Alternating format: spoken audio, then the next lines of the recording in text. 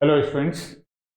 आज की वीडियो में मैं आप लोगों को करवाऊंगा डेफिनेट इंटीग्रेशन के अंदर के 5 मोस्ट इंपॉर्टेंट क्वेश्चंस। तो ये क्वेश्चंस आप लोगों को अपनी कॉपी में भी करने हैं और फिर जो ऑफलाइन वाले स्टूडेंट्स हैं उनको आप लोगों को मुझे ये क्वेश्चंस चेक भी कराने हैं और जो ऑनलाइन वाले हैं वो लोग आप लोग भी बेटा अपनी प्रैक्टिस करेंगे। तो चलिए स्टार्ट करते हैं डेफिनेट इंटीग्रेशन के 5 मोस्ट इंपॉर्टेंट क्वेश्चंस।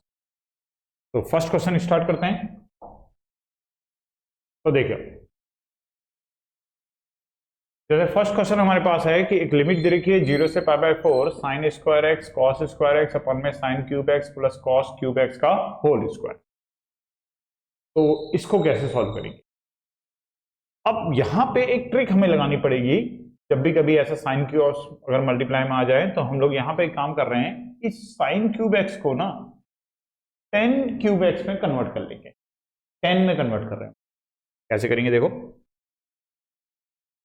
इसको 10 में कन्वर्ट करने के लिए हमें ऊपर वाले को तो ऐसे ही रखेंगे sign square x cos square x, और नीचे जो साइन क्यूब एक्स है इसको कॉस क्यूब एक्स से डिवाइड कर लेते हैं और कॉस क्यूब एक्स से इसको मल्टीप्लाई कर लेते हैं। बाकी जो नेक्स्ट कॉस क्यूब एक्स है वो एज इट इज रह जाएगा और इस पूरे के ऊपर होल स्क्वायर। अब ये साइन क्यूब और कॉस क्यूब तो 10 क्यूब बन जाएगा और ये जो कॉस क्यूब है ये कॉस क्यूब कॉमन आ जाएगा। तो क्वेश्चन हो जाएगा हमारे पास 0 से लेकर के π/4 तक साइन स्क्वायर एक्स इंटू में कॉस स्क्वायर एक्स। इस कॉस क्यूब एक्स को कॉमन निकाल रहा हूं मैं, तो कॉस क्यूब एक्स को अगर हम कॉमन लेते हैं तो ब्रैकेट में रह जाएगा हमारे पास 10 क्यूब एक्स और प्लस में 1। यहाँ पे 10 क्यूब एक्स बचेगा, यहाँ पे 1 बचेगा। कॉस क्यूब हमने कॉमन ले लिया। स्क्वायर पूरे का है तो ब्रैकेट लगा के बाहर स्क्वायर लिखा हुआ है। अब ये स्क्वायर कॉस क्यूब को भी मिलेगा और इसको भी मिलेगा, दोनों को मिलेगा। तो 0 से लेकर के π/4 तक sign square x cos square x. Cos cube का अगर स्क्वायर करा तो यह आ जाएगा कॉस की पावर 3 2 जा 6x और अंदर रह जाएगा 10 की पावर क्यूब एक्स प्लस 1। अब देखिए, इसको अगर हम सिंप्लीफाई करें इस वाले हिस्से को तो कॉस क्यूब है, तो कॉस क्यूब में सॉरी कॉस की पावर 6 है, तो कॉस 6 में से मैं इसको यहां साइड में करके दिखाता हूं कि कैसे करेंगे इसको। देखो, साइन स्क्वायर एक्स है, कॉस स्क्वायर एक्स है ऊपर और नीचे है कॉस की पावर 6x, तो इसको लिख सकते हैं हम cos square x into cos की पावर 4x। तो जो साइन स्क्वायर और ये जो कॉस स्क्वायर है ये दोनों मिलके तो बन जाएंगे 10 स्क्वायर एक्स, और कॉस स्क्वायर से कॉस 4 को कैंसिल करेंगे तो यहाँ पे कॉस स्क्वायर रह जाएगा, और कॉस स्क्वायर अगर ऊपर जाएगा तो ऊपर जाके बन जाएगा सेक स्क्वायर एक्स। तो कहने का मतलब ये वाला जो हिस्सा है ये वाला पूरा पोर्शन सॉल्व करके आ जाएगा 10 स्क्वायर एक्स इंटू में सेक स्क्वायर एक्स अपॉन में रह जाएगा 10 क्यूब एक्स प्लस 1, और इस पे स्क्वायर भी था ये वाला स्क्वायर, ये स्क्वायर यहां पे भी लगेगा। अब अगर आप ध्यान से देखो तो अब आपको एक फंक्शन और एक डेरिवेटिव इसमें दिख रहा होगा। 10 क्यूब एक्स का अगर हम डेरिवेटिव करेंगे तो 3 tan स्क्वायर एक्स आएगा और 10x का दोबारा करेंगे तो sec स्क्वायर एक्स आ जाएगा। कहने का मतलब अब अगर आप इसमें t लेट करते हो 10 क्यूब एक्स प्लस 1 को अगर आप t लेट करते हो तो इसका डेरिवेटिव करने पाएगा 3 tan स्क्वायर एक्स और 10x का अगेन करने पर आ जाएगा sec स्क्वायर एक्स, 1 का 0 हो जाएगा, t का हो जाएगा dt अपॉन dx। यहां से अगर हम dx की वैल्यू निकाल लें तो आ जाएगी dt अपॉन में 3 tan स्क्वायर एक्स और sec स्क्वायर एक्स। ऊपर वाला पूरा कट जाएगा, इसकी जगह पे t लिखेंगे, t का स्क्वायर हो जाएगा। लिमिट भी चेंज करनी पड़ेगी। पुरानी लिमिट है x इक्वल टू 0 और x इक्वल टू π/4। अब नई लिमिट निकालेंगे तो नई लिमिट कितनी आएगी? अगर हम यहां पर नई लिमिट निकालें तो नई लिमिट हमारे पास आ जाएगी, जो हमने लेट किया है पहले वो लिखो। लेट हमने किया है 10 क्यूब एक्स प्लस 1। इसमें अगर हम x की वैल्यू 0 पुट करें तो 0 प्लस 1 और t की वैल्यू हो जाएगी 1।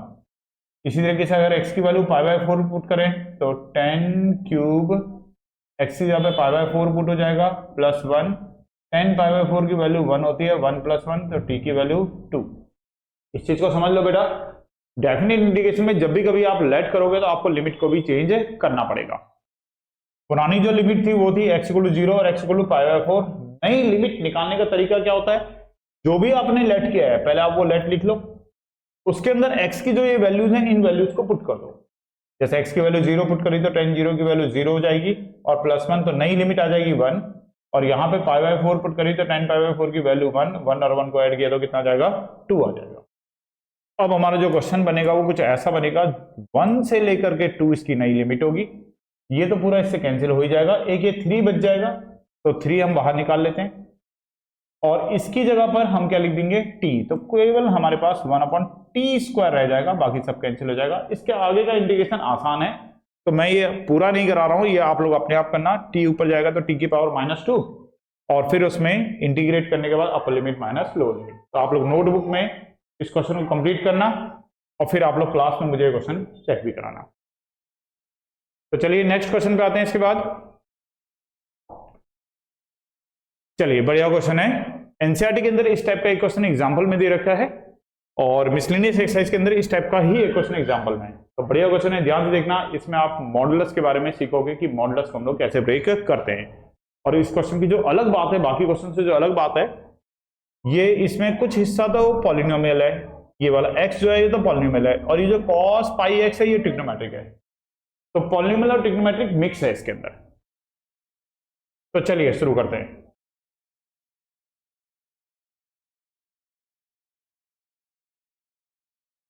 क्वेश्चन है हमारे पास x cos πx और dx। अब ये πx यहां थोड़ी दिक्कत करेगा, इसकी वजह से समझने में, क्वाड्रेंट को समझने में थोड़ी दिक्कत आएगी। तो एक काम करते हैं, इसको ना हटा लेते हैं। हटाने के लिए हम लोग काम कर रहे हैं, लेट कर रहे हैं इस πx को t, तो पाई एंगल से खत्म ही हो जाएगा। अगर हम πx को t लेट करेंगे तो एटलीस्ट एंगल में तो पाई रहेगा नहीं, एंगल से पाई को हम खत्म कर रहे हैं। डेरिवेटिव करेंगे तो पाई x का हो जाएगा 1, t का हो जाएगा dt/dx, यहां से dx की वैल्यू निकालेंगे तो dt/में पाई आ जाएगी। अब जो पुरानी लिमिट है वो चेंज करनी पड़ेगी। पुरानी लिमिट है x = -1 और x = 1/2। ध्यान रखो, डेफिनेट में कभी भी आप लेट करोगे तो आपको लिमिट भी चेंज करनी पड़ जाएगी। t = आएगा, अगर आपने x की वैल्यू -1 डाली तो लिमिट चेंज करने का तरीका एक बार और समझ लो बेटा। आपके पास x = -1 और x = 1/2 है। अब मैं चाहता हूं नए क्वेश्चन मतलब t के लिए नई लिमिट क्या होगी। तो हमने क्या करा, जो लेट किया था वो हमने यहाँ पे लिखा और इसके अंदर x की वैल्यू कितनी पुट करी, एक बार -1, तो ये कितना आ गया -पाई। फिर ऐसे t = पाई, x की वैल्यू कितनी पुट कर देंगे 1/2, तो t की वैल्यू कितनी आ जाएगी, π/2 हो जाएगी। तो नई लिमिट हो जाएगी हमारे पास -पाई से लेकर के π/2 तक, ये नई लिमिट हो गई। और क्वेश्चन हो जाएगा हमारे पास, देखो यहाँ पे x बच रहा है ये, पर x तो रहना नहीं चाहिए। अगर हमने t लेट कर लिया है तो x तो रहना नहीं चाहिए। तो x की वैल्यू यहां से निकाल लो जहां आपने लेट किया है, यहां से x की वैल्यू निकालेंगे तो t/में पाई आएगा, cos πx की जगह पे t आएगा और dx की जगह पे आएगा dt/में पाई। ये पाई और ये पाई, दोनों पाई मिलके बाहर निकल जाएंगे तो 1/π², लिमिट हो जाएगी -पाई से लेकर के π/2 तक और मॉडुलस में t cos t। अब चलो ठीक हो गया हमारा क्वेश्चन। अब एटलीस्ट हमारे पास एंगल में पाई नहीं है, अब ये सिंपल cos t और ये t है। अब समझना, अब इस मॉडुलस को हम लोग कैसे ब्रेक करेंगे। मॉडुलस हटाने के लिए हमें ये देखना पड़ेगा कि कौन से इंटरवल पे ये पॉजिटिव है और कौन से इंटरवल पे ये नेगेटिव है, क्योंकि जब मॉडुलस हटेगा तो हमें उसके बाहर से या तो प्लस साइन लगाना पड़ेगा या माइनस साइन लगाना पड़ेगा। तो पहले हम चेक करते हैं कहां किस किस इंटरवल पे पॉजिटिव है और किस किस इंटरवल पे ये नेगेटिव है, ये बात हम चेक करते हैं। और यही चेक करना मॉडुलस के क्वेश्चन के अंदर मेन बात होती है। और इस क्वेश्चन के अंदर तो अगर ये केवल कॉस होता तो ये आसान होता, क्योंकि फिर हम क्वाड्रेंट देखते हो जाता बड़ी आसानी से। अगर ये टी होता तो भी बड़ा आसान होता। देखो मैं एक बार पहले ना इन दोनों को आपको अलग से समझाता हूं कि इन दोनों का अलग अलग क्या मतलब है, फिर उसके बाद इन दोनों को हम कंबाइन कर लेंगे। देखो अगर हम माइनस पाई से पाई बाई 2 की बात करें तो नंबर लाइन पे अगर तुम देखोगे तो माइनस पाई से अगर आप चलोगे तो माइनस पाई नेगेटिव वैल्यू है, कभी ना कभी ना कभी ना कभी ये जीरो पे जाएगी। तो जब तक माइनस पाई से जीरो तक रहोगे तब तक तो टी सिंपल अलजेब्रिक टर्म की बात चल रही है, माइनस पाई से जीरो तक तो टी कैसा रहेगा, नेगेटिव रहेगा। जीरो के बाद टी कैसा होना शुरू हो जाएगा, पॉजिटिव होना शुरू हो जाएगा। अगर पाई बाई 2 तक देख रहे हो तो जीरो के बाद कैसा होना शुरू हो जाएगा, ये पॉजिटिव होना स्टार्ट हो जाएगा। मतलब माइनस पाई से जीरो तक टी नेगेटिव है और जीरो से पाई बाई 2 तक टी पॉजिटिव है। अब कॉस की बात करते हैं। कॉस क्वाड्रेंट के अंदर देखना पड़ेगा। अच्छा माइनस पाई होता कहां पर है, जैसे अगर ये जीरो है, जीरो से आप अगर क्लॉकवाइज इधर को आओगे तो यहाँ पे क्या होगा, माइनस पाई बाई 2। क्लॉकवाइज चल रहे हैं, इधर की तरफ नेगेटिव होता है, उधर की तरफ चलते हैं। अगर जीरो से इधर की तरफ चलोगे तो पॉजिटिव, इधर पाई बाई 2। जीरो से इधर की तरफ चल रहे हो तो नेगेटिव, माइनस पाई बाई 2। और इधर आ जाओगे और इधर आने पे कितना हो जाएगा, माइनस पाई। अब हमारा क्वेश्चन है माइनस पाई से पाई बाई 2 तक, तो हमें यहां से लेकर के यहां तक चेक करना है।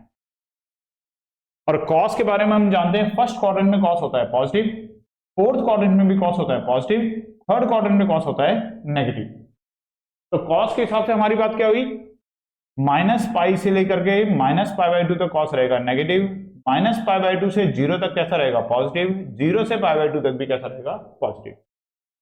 अब आते हैं हम अपने क्वेश्चन पे। ये तो मैंने बात समझाई आपको अलग अलग सेपरेट करके कि टी के लिए क्या है और कॉस के लिए क्या है। ये कॉस के लिए था, कॉस टी के लिए, और ये केवल किसके लिए था, टी के लिए। अब बात करते हैं हम लोग दोनों के प्रोडक्ट की, टी कॉस टी की। तो चलो अब समझना,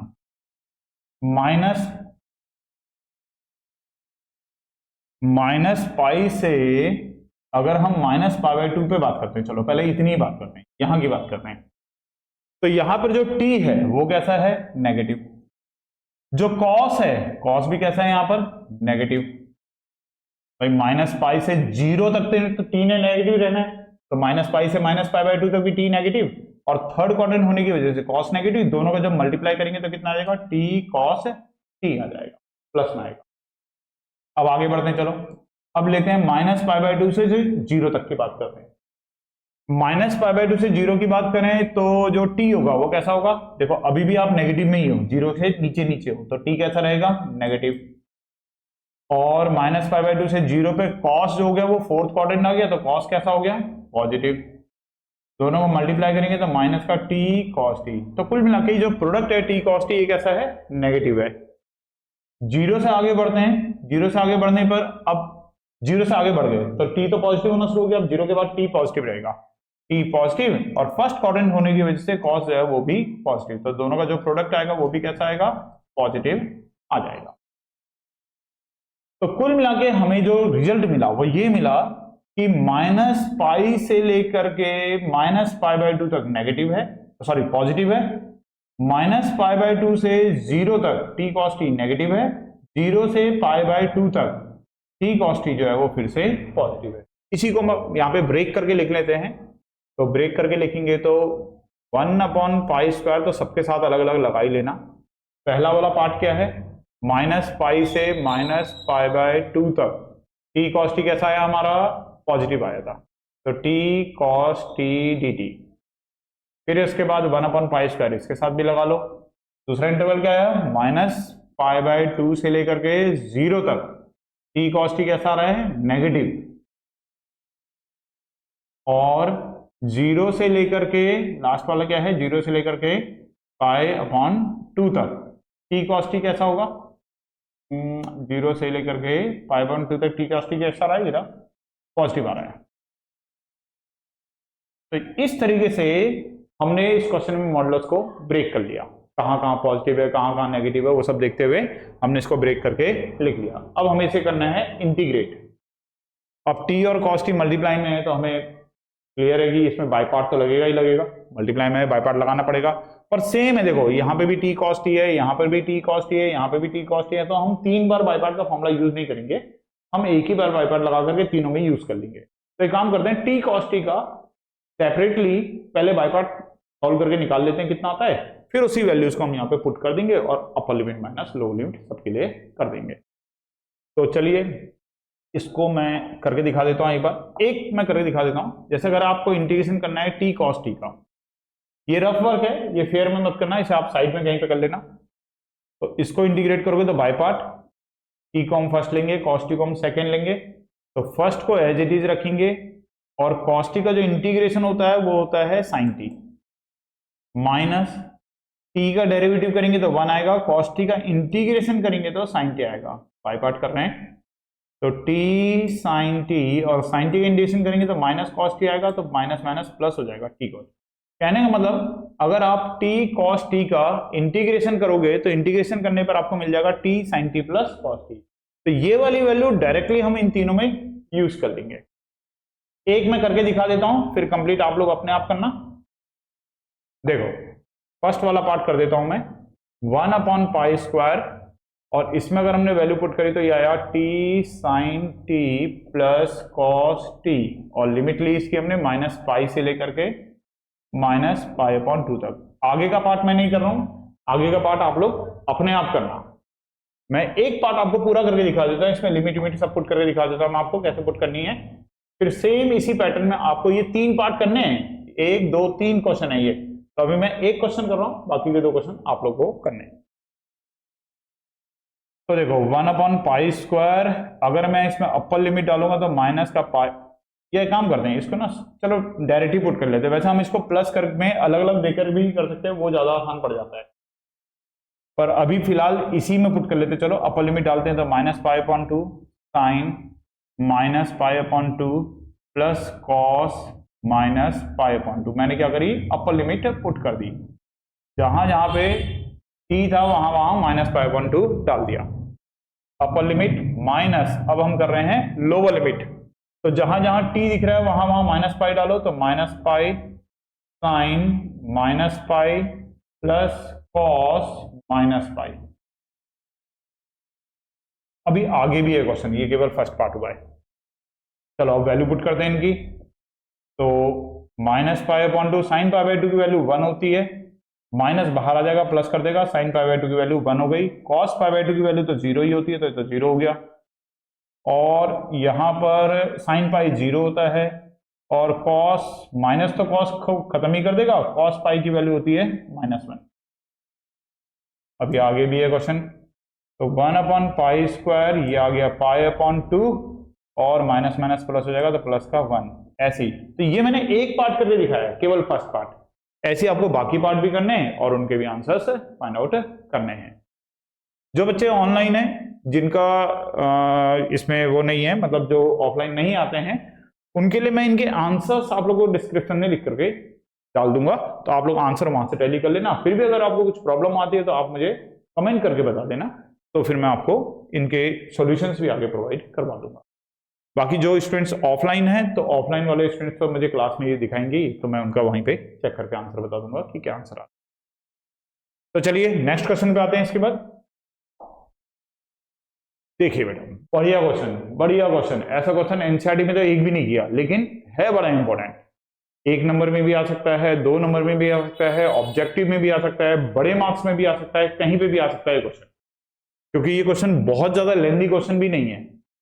और कई बार जैसे छोटा करना हो तो यहाँ पे x² की जगह पे x कर दिया जाएगा, और छोटा करना हो तो लिमिट को केवल 0 से 1 कर दिया जाएगा, तो क्वेश्चन की लेंथ को छोटा किया जा सकता है। पर कॉन्सेप्ट, इस क्वेश्चन का कॉन्सेप्ट समझना, ये ग्रेटेस्ट इंटीजर फंक्शन में है। ये देखो ब्रैकेट, अगर आप ध्यान से देखो तो ये ब्रैकेट लगा हुआ है, इसको थोड़ा जूम करके देख सकते हो आप लोग। तो ये ब्रैकेट का साइन है, और ये सिंबल किसके लिए यूज करते हैं हम लोग, ग्रेटेस्ट इंटीजर फंक्शन के लिए हम लोग इसको यूज करते हैं। जैसे कोई भी इंटीजर का हम ले रहे हैं वैल्यू, तो ग्रेटेस्ट इंटीजर फंक्शन में होता क्या है, जैसे अगर सपोज क्या 2.3 है, और 2.3 की ग्रेटेस्ट इंटीजर फंक्शन आपको निकालना है, मतलब वैल्यू निकालनी है, तो नंबर लाइन पे जैसे 0 है, 1 है, 2 है, 3 है, तो 2.3 यहां पर होगा। तो इसकी इंटीग्रल वैल्यू का मतलब होता है कि इसके लेफ्ट साइड वाला जो इंटीजर है आपको वो लिखना है, लेफ्ट साइड वाला इंटीजर। अगर ये खुद ही इंटीजर है तो बात अलग है, लेकिन अगर ये नॉन इंटीजर है तो इसके लेफ्ट साइड में जो इंटीजर आएगा वो आपको लिखना है। Greatest integer smaller than 2.3, smaller than और इक्वल टू 2.3, तो ये आता है। अब सीधे सिंपल लैंग्वेज में बात करें तो लेफ्ट साइड का इंटीजर हमें लिखना होता है। अब लेकिन ये है इंटीग्रेशन के अंदर, यहां x² भी दे दिया, x होता तो चलो आसान होता, लेकिन x² दे दिया। तो चलो समझते हैं अब इस क्वेश्चन, देखो क्या है। अगर मैं एक्स स्क्वायर के हिसाब से बात करूं तो जो लिमिट है एक्स स्क्वायर के हिसाब से वो एक्स जीरो, ये अभी जो लिमिट दे रखी है एक्स के लिए दे रखी होती है, तो एक्स की वैल्यू 0 और एक्स की वैल्यू 2। क्वेश्चन एक्स स्क्वायर का है तो एक्स स्क्वायर के हिसाब से लिमिट क्या हुई, 0 से लेकर के 4 तक, 0 से लेकर के 4 तक। अगर हम एक्स स्क्वायर के हिसाब से बात करें, इसको मैं हटा देता हूं, कंफ्यूज कर सकता है, मैं कर लेते हैं। अगर मैं एक्स स्क्वायर के हिसाब से बात करूं तो एक्स स्क्वायर के हिसाब से जो लिमिट है वो 0 से लेकर के 4 तक है, 2 का स्क्वायर 4। तो कहने का मतलब 0, 0 के बाद इंटीजर आएगा 1, 1 के बाद इंटीजर आएगा 2, 2 के बाद इंटीजर आएगा 3 और 3 के बाद इंटीजर आएगा 4, 0 से लेकर 4 तक एक्स स्क्वायर के हिसाब से। लेकिन क्वेश्चन जो हम करेंगे, जो हम लिमिट यहां लिखेंगे वो हम एक्स के हिसाब से लिखेंगे। तो एक्स के हिसाब से जो लिमिट बनेंगी इसकी वो क्या बनेंगी, 0 का अंडर रूट करेंगे तो स्क्वायर है ना, अब एक्स निकाल रहे हैं तो इन सबका क्या करना पड़ेगा, अंडर रूट। 0 का अंडर रूट 0, 1 का अंडर रूट 1, 2 का अंडर रूट 2, 3 का अंडर रूट 3, 4 का अंडर रूट 2। कहने का मतलब ये 0 से लेकर 2 तक की जो लिमिट है वो हमारी इंटीजर्स के हिसाब से ऐसे ब्रेक होगी, 0 से 1, 1 से अंडर रूट 2, अंडर रूट 2 से अंडर रूट 3 और अंडर रूट 3 से लेकर के 2 तक ब्रेक होगी। अगर ये क्वेश्चन कम मार्क्स में देना होगा तो लिमिट वो आपकी कम करवा देगा, 0 से 1 करवा देगा या यहां से स्क्वायर खत्म करवा देगा, तब वो तो इसे छोटे मार्क्स में भी दे सकता है। और फिलहाल क्वेश्चन ये है। तो चलिए शुरू करते हैं, अपने इस फंक्शन को ब्रेक करके लिखते हैं जो हमने निकाला है उसके हिसाब से। तो पहली लिमिट आ रही है हमारी 0 से लेकर के 1 तक और उसके अंदर हमें एक्स स्क्वायर की वैल्यू लिखनी है। दूसरी वैल्यू आ रही है 1 से लेकर के रूट 2 तक, उसमें हमें integral value of x square की वैल्यू लिखनी है। तीसरी लिमिट आ रही है अंडर रूट 2 से लेकर के अंडर रूट 3 तक, उसके अंदर हमें इंटीग्रल वैल्यू लिखनी है। चौथी लिमिट आ रही है अंडर रूट 3 से लेकर के 2 तक, उसके अंदर भी हमें इंटीग्रल वैल्यू लिखनी है एक्स स्क्वायर। तो एक्स स्क्वायर की इंटीग्रल वैल्यू भी बड़े आराम से हमें मिल जाएगी। अब देखो, अगर हम 0 से 1 के बीच में, अगर x की वैल्यू 0 से 1 के बीच में, जिसका मतलब एक्स स्क्वायर की वैल्यू 0 से 1 के बीच में, और 0 से 1 के बीच में अगर आपने कोई भी नंबर लिया तो उसकी इंटीग्रल वैल्यू कितनी आएगी, 0, लेफ्ट साइड का इंटीजर, तो इसकी वैल्यू कितनी आएगी, 0। अब आते हैं बात 1 से रूट 2 के बीच में। अगर x की वैल्यू आप 1 से रूट 2 के बीच में ले रहे हो तो इसका मतलब एक्स स्क्वायर की वैल्यू 1 से 2 के बीच में होगी, और 1 से 2 के बीच में कोई भी वैल्यू लोगे तो उसकी इंटीग्रल वैल्यू 1 आ जाएगी, ये 1 हो जाएगी। फिर अगला लेते हैं रूट 2 से लेकर के रूट 3 तक। तो रूट 2 से रूट 3 तक अगर x की वैल्यू है तो एक्स स्क्वायर की वैल्यू 2 से 3 तक बीच में होगी, और 2 से 3 के बीच में अगर इंटीग्रल वैल्यू लोगे तो 2 से 3 के बीच की इंटीग्रल वैल्यू 2 आ जाएगी। ऐसी अगर रूट 3 से लेकर 2 तक अगर x की वैल्यू है तो एक्स स्क्वायर की वैल्यू 3 से 4 तक होगी, और उसकी इंटीग्रल वैल्यू कितनी हो जाएगी, 3 हो जाएगी। और अब ये बहुत सिंपल सा क्वेश्चन है, इसका इंटीग्रेशन आपको करना है। पहला वाला तो 0 ही हो गया, इसका x हो जाएगा, 1 से लेकर के रूट तक इसकी लिमिट चली जाएगी, इसमें 2 बाहर हो जाएगा, 1 बचेगा, 1 का इंटीग्रेशन x हो जाएगा, लिमिट रूट 2 से रूट 3 हो जाएगी, तीसरे वाले में x बाहर हो जाएगा, 3 बाहर हो जाएगा, x का इंटीग्रेशन रूट 3 से लेकर के 2 तक हो जाएगा। और बस अब आप इसमें कर देना upper limit minus lower limit, जो भी आंसर आएगा, आंसर आप मुझे कमेंट सेक्शन में बताना। कमेंट सेक्शन में भी बेटा आप लोग बता दिया करो आपके जो आंसर्स आते हैं, चाहे वो ऑनलाइन वाले हैं चाहे ऑफलाइन वाले हैं, आप आंसर्स कमेंट सेक्शन में जरूर लिख दिया करो। मुझे इस चीज से थोड़ा आइडिया मिलता रहता है कि आप लोगों को ये चीजें समझ में आ रही है या नहीं आ रही है, या आप कहाँ पे लैग कर रहे हो, कहाँ पे गलतियां कर रहे हो, ये सारी बातें मुझे पता चलती रहती। तो कमेंट सेक्शन में जरूर आप इनके आंसर्स मुझे लिख के दे देना। चलिए नेक्स्ट क्वेश्चन पे आते हैं, कंप्लीट आप लोग करना है इस क्वेश्चन को। ये क्वेश्चन देखिए, बढ़िया क्वेश्चन, ये क्वेश्चन एनसीईआरटी में ही है। आपने एनसीईआरटी में क्वेश्चन किया हुआ है, लेकिन थोड़ा सा इसको मॉडिफाई करके यहाँ पे लिखा हुआ है, चेंज करके लिखा हुआ है, और अभी थोड़े से 2 स्टेप के बाद ये क्वेश्चन एनसीईआरटी का ही क्वेश्चन बन जाएगा, सेम एनसीईआरटी का क्वेश्चन बन जाएगा। ये कैसे, देखो ये है log 1 + x अपॉन में 1 + x स्क्वायर। देखो जब भी कभी क्वेश्चन के अंदर 1 + x स्क्वायर आए, 1 + x स्क्वायर आए, तो यहां पे काफी चांसेस होते हैं कि आपको x को tan या cot लेट करना पड़ेगा। मतलब पूरे चांसेस होते हैं कि इस क्वेश्चन में शायद tan या cot लेट करके क्वेश्चन सॉल्व होएगा, क्योंकि 1 + x स्क्वायर tan का फॉर्मूला बनता है, 1 + cot स्क्वायर भी जो होता है, 1 + tan स्क्वायर जो होता है ये sec स्क्वायर x का फॉर्मूला बन जाता है, और 1 + cot स्क्वायर जो है वो cosec स्क्वायर का फॉर्मूला बन जाता है। तो क्वेश्चन में जब भी कभी आपको 1 प्लस एक्स स्क्वायर नजर आए तो दिमाग में एक बात हिट होनी चाहिए कि शायद यहाँ पे टेन थीटा लेट कर लिया जाए या कॉट लेट कर लिया जाए, और जब 1 माइनस एक्स स्क्वायर आए तो साइन या कॉस, उस केस में साइन कॉस, क्योंकि फॉर्मूले पे साइन कॉस के बनेंगे। जब एक्स स्क्वायर माइनस 1 आए तब सेक या फिर कोसेक। तो यहां तो ऐसे करके थोड़ा सा हमें एक रफली आइडिया मिलता है कि हम शायद इस क्वेश्चन को इस तरीके से कर सकते हैं। तो जैसे यहां पे हमें मिल रहा है तो हम वही करते हैं, 1 प्लस एक्स स्क्वायर के लिए हम x को tan थीटा लेट करते हैं, उससे फॉर्मूला बनेगा, फिर आगे देखेंगे क्या क्या कैलकुलेशन हो सकती है। तो लेट कर रहे हैं x को tan थीटा, तो यहां से अगर आपने dx निकाला तो ये आ जाएगा sec स्क्वायर थीटा और d थीटा डेरिवेटिव करने के बाद। पर फिर वही बात आ गई, लेट किया है, लिमिट चेंज करनी पड़ेगी, तो ये काम आप लोग अपने आप करना। एक बार x की वैल्यू 0 लेना, एक बार x की वैल्यू 1 लेना, और फिर जो लेट किया है पहले वो लेट लिख लेना। लेट क्या किया आपने, x equal to tan theta, x की वैल्यू 0 डालो, tan थीटा, थीटा की वैल्यू यहां से 0 हो जाएगी क्योंकि tan में जो 0 होता है वो 0 पे ही होता है। ऐसे ही यहां पर x equal to tan theta, x की वैल्यू 1 डालो इक्वल टू tan थीटा, तो यहां से थीटा की जो वैल्यू मिल जाएगी वो कितनी मिल जाएगी, π/4, क्योंकि tan में जो 1 होता है वो π/4 पे होता है। तो अब हमारा जो क्वेश्चन हो जाएगा वो हो जाएगा 0 से लेकर के π/4 तक log 1 plus tan theta upon में 1 प्लस tan स्क्वायर थीटा, और dx की जगह पर आ जाएगा sec स्क्वायर थीटा और d थीटा। अब देखिए 1 प्लस tan स्क्वायर थीटा और sec स्क्वायर थीटा कट जाएगा। क्यों कट जाएगा, क्योंकि 1 प्लस tan स्क्वायर थीटा भी क्या बनेगा, sec square theta, sec square theta से sec स्क्वायर थीटा कैंसिल। और अब अगर आप देखो तो ये क्वेश्चन आपके एनसीईआरटी में है, 0 से लेकर के π/4 तक log 1 प्लस tan थीटा, ये क्वेश्चन एनसीईआरटी का है। और अगर आपको ध्यान हो तो कैसे करते हैं इस क्वेश्चन को, इसमें अब हम प्रॉपर्टी का यूज करेंगे। कौन सी वाली प्रॉपर्टी, फर्स्ट प्रॉपर्टी। अगर लिमिट 0 से a है तो उसको हम, देखो मैं प्रॉपर्टी लिख के दिखा देता हूं आपको, जो प्रॉपर्टी हम लोग यहाँ पे यूज करने वाले हैं। प्रॉपर्टी हम यूज करने वाले हैं ये वाली, अगर 0 से लेके a तक f(x) dx हो तो इसको लिखा जाता है 0 से लेके a तक f(a माइनस x) dx। इस प्रॉपर्टी का यहाँ पे यूज करेंगे। तो ये प्रॉपर्टी बोलती है कि जहां पर x है वहां पर आपको a माइनस एक्स लिखना है, और यहां पर a की जगह पर कौन है, π/4, तो 1 प्लस tan थीटा की जगह पे आ जाएगा π/4 माइनस थीटा d थीटा। और अब इसमें tan a माइनस बी का फॉर्मूला खोल लो, तो log 1 प्लस, ये tan a माइनस बी का फॉर्मूला खोलेंगे, tan a minus tan b upon 1 plus tan a into tan b, और tan π/4 की वैल्यू 1 पुट कर देंगे, तो ये आ जाएगा 1 माइनस tan थीटा अपॉन में 1 प्लस tan थीटा और d थीटा, इतना आ जाएगा ये सॉल्व करके। तो ऐसे डायरेक्ट फॉर्मूला भी होता है ये, आप इसे डायरेक्ट फॉर्मूले की तरह भी याद रख सकते हो। 0 से π/4,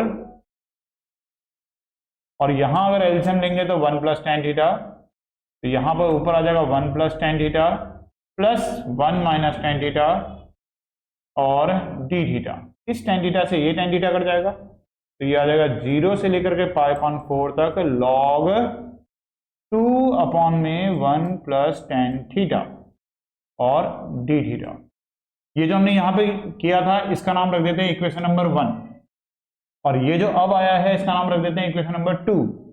और क्या करते हैं, अक्सर हम लोग जब ये प्रॉपर्टी यूज करते हैं तो हम दो इक्वेशन बनाते हैं, एक प्रॉपर्टी से पहले एक प्रॉपर्टी के बाद, और दोनों इक्वेशन को क्या कर देते हैं, ऐड कर देते हैं। तो चलिए ऐड करते हैं दोनों equation, adding equation first and second, adding equation first and second. तो फर्स्ट इक्वेशन में हमारे पास है 0 से लेकर π/4 तक log 1 प्लस tan थीटा, और सेकेंड इक्वेशन में हमारे पास है log 2 अपॉन में 1 प्लस tan थीटा।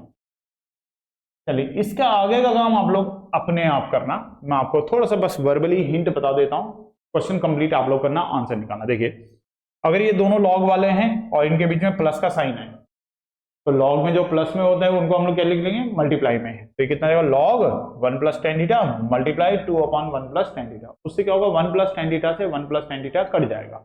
दोबारा सुन लो, लॉग में है दोनों, प्लस है बीच में साइन, तो इनको हमें कैसे लिखना पड़ेगा, मल्टीप्लाई में। लॉग एक ही बार आएगा, दोनों किस में आ जाएंगे, लॉग के अंदर, मल्टीप्लाई में।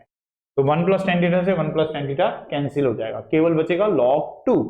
log 2 कांस्टेंट है, log 2 को इंटीग्रेशन के बाहर निकाल देना, अंदर रह जाएगा 1 का इंटीग्रेशन कर लेना, लिमिट जाएगी 0 से लेकर के 5/4 तक। तो वही आप लोग का इस क्वेश्चन का आंसर हो जाएगा।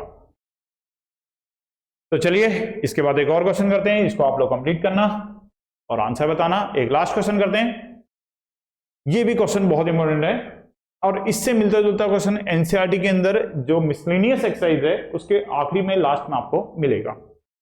तो चलिए करते हैं इस क्वेश्चन को। देखिए इसकी भी ट्रिक ध्यान रखो, हमारे पास ये क्वेश्चन दे रखा है 0 से 1 tan इनवर्स 1/1 - x + x। दोबारा लिख लेता हूं मैं इसको, चलो i = 0 से लेके 1 tan इनवर्स 1/1 - x + x²। ये और ये हमें प्रूफ करके इसमें लाना है। इसमें हम एक फॉर्मूला तैयार करेंगे। देखो फॉर्मूला कैसे बनेगा, पहले मैं नीचे वाला करता हूं। 1 माइनस का x अगर मैं कॉमन ले लूं तो अंदर बचेगा यहां पर 1, और -x कॉमन ले लूंगा तो यहां बचेगा 1 - x और dx। अब अगर यहां पर x और 1 - x है तो ऐसा ही अगर सेम ऊपर मिल जाए तो tan इनवर्स का फॉर्मूला तैयार हो जाएगा। अगर ऐसा ही सेम मिल जाए, देखो 1 तो हमारे पास है ऊपर, लेकिन x की और -x की और जरूरत है, तो एक काम करते हैं x प्लस कर लेते हैं और x इसमें माइनस कर लेते हैं। क्या करा, न्यूमरेटर में 1 तो है ही, 1 के साथ साथ हमने क्या करा, x को प्लस कर लिया और x को क्या कर लिया, माइनस कर लिया। अब देखो अगर आप इसको एक ब्रैकेट में कर लो, इसको एक ब्रैकेट में कर लो, तो इसको पूरे को देखो तो ये फॉर्मूला ही तो बन गया। कौन सा वाला फॉर्मूला बन गया, देखो मैं फॉर्मूला लिख के दिखा देता हूं आपको। फॉर्मूला होता है tan inverse a plus tan inverse b का। क्या फॉर्मूला होता है, tan inverse a plus b upon 1 minus ab। ये फॉर्मूला है tan इनवर्स का। तो ये सारा का सारा बन रहा है, ये a हो गया और ये b हो गया। तो इस फॉर्मूले के अकॉर्डिंग अगर हम इसको लिखें तो क्या बन जाएगा, 0 से लेके 1 तक tan inverse x plus tan inverse 1 minus x। अब ये देखो हमें जो प्रूफ करके लाना है वो tan इनवर्स x लाना है। ये तो हमें चाहिए प्रूफ करने में, ये नहीं चाहिए। तो एक काम करते हैं, दोनों को अलग अलग इंटीग्रेशन साइन देते हैं। पहला वाले पार्ट में तो हमें कुछ करने की जरूरत है नहीं, वो तो हमारा प्रूफ हो चुका है। और दूसरे वाले पार्ट के बारे में फिर हम सोचते हैं, tan इनवर्स 1 माइनस x और dx। इस वाले पार्ट के बारे में सोचते हैं, तो यहां हम वही फर्स्ट प्रॉपर्टी फिर से यूज कर लेते हैं कि जहां x होता है, x की जगह पे हम a माइनस x लिख सकते हैं केवल इस पार्ट में। इसको रहने दो एज इट इज, इस वाले पार्ट को आप एज इट इज रहने दो, क्योंकि ये तो आ चुका है। इसमें हम प्रॉपर्टी लगा रहे हैं, ध्यान से सुनना। पहले वाले पार्ट को हमने एज इट इज रखा है, इसमें हम प्रॉपर्टी नहीं लगा रहे हैं। केवल जो ये दूसरा वाला पार्ट है इसमें हम प्रॉपर्टी का यूज कर रहे हैं। और प्रॉपर्टी कौन सी, कि जहां x होगा, x की जगह पे हम क्या लिख देंगे, 1 माइनस x। जहां x होगा, x की जगह पे हम क्या लिख देंगे, 1 माइनस x। तो ये जगह 0 से लेकर के 1 तक tan इनवर्स x dx, और 0 से लेकर 1 तक tan इनवर्स, यहां सॉल्व करोगे तो ये भी x ही आ जाएगा, 1 से 1 कैंसिल हो जाएगा, और ये भी सॉल्व करोगे इतना आ जाएगा, x आ जाएगा। तो देखो दोनों सेम ही तो हो गए, और दोनों अगर सेम है तो इन दोनों को अगर हम ऐड करते हैं तो 2 0 से लेकर के 1 तक tan इनवर्स x आ जाएगा, और यही हमारा प्रूफ हो जाएगा। तो हमने LHS इक्वल टू RHS लिया है, और अब हम लिख सकते हैं हेंस प्रूव्ड। तो 5 इंपॉर्टेंट क्वेश्चन थे बेटा ये डेफिनेट के। ऐसे ही मैं आप लोगों को 5 डेफिनेट के क्वेश्चन और करवाऊंगा, और बाकी चैप्टर्स में भी 5-5 क्वेश्चन करते रहेंगे। देखिए आप लोगों के बोर्ड एग्जाम चल रहे हैं, आप लोग जो भी तैयारी कर रहे हैं आप अपनी तैयारी करते रहिए, लेकिन साथ साथ में इन क्वेश्चंस को भी आप प्रैक्टिस करते रहना। और ऐसा नहीं है कि आपको इसको कोई डिले करना है, डेली का काम इसका डेली कर देना है। ये आधे घंटे की वीडियो रहेगी लगभग, और आधे घंटे में अगर आप 5-5 नंबर के 5 क्वेश्चन तैयार करते हो तो एक अच्छा अचीवमेंट आप लोग के लिए रहेगा। और ऐसे अगर आप डेली रूटीन में केवल आधा घंटा भी प्रैक्टिस करते चले गए तो बहुत अच्छी प्रैक्टिस आपके एग्जाम तक हो जाएगी। तो ठीक है बेटा, अगर वीडियो पसंद आ रही है तो इसे आप लाइक भी कीजिए, सब्सक्राइब कीजिए चैनल को, और इसको आगे बाकी फ्रेंड्स के पास शेयर भी कीजिए। ठीक है, थैंक्स बेटा, मिलते हैं फिर नेक्स्ट वीडियो में।